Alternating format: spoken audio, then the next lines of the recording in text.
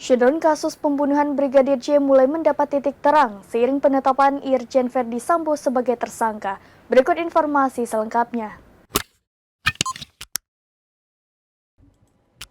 Shutdown akhirnya otak pembunuhan Brigadir Nofriansyah Yosua Huta Barat alias Brigadir J terungkap setelah Kapolri Jenderal Listio Sigit Prabowo mengumumkan ex-Kadif Propam Polri Irjen Verdi Sambo sebagai tersangka.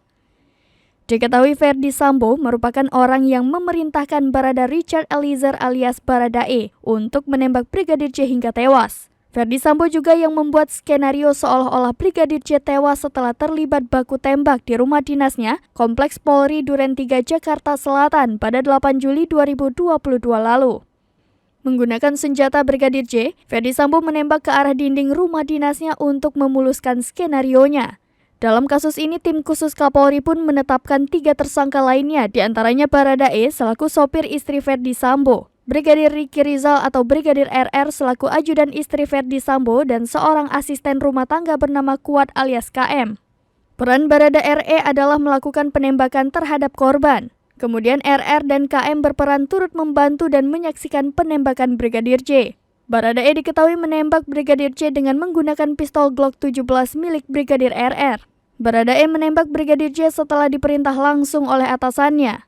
Belakangan sosok atasan yang menyuruh Baradae terungkap. Orang tersebut adalah Irjen Verdi Sambo yang saat kejadian masih menjabat sebagai Kadif Propam Polri.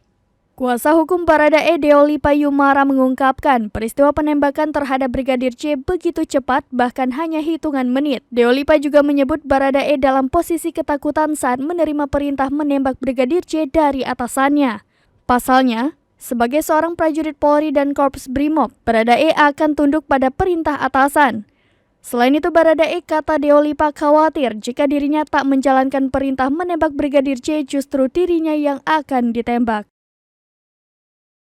Demikian informasi terkini, Shutdown saksikan terus berita lainnya di kanal YouTube Serambi On TV, website dan Facebook serambinews.com.